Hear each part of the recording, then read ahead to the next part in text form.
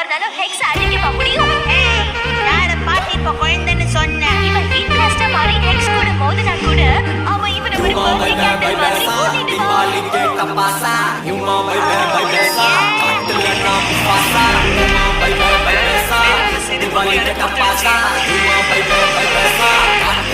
Mufasa,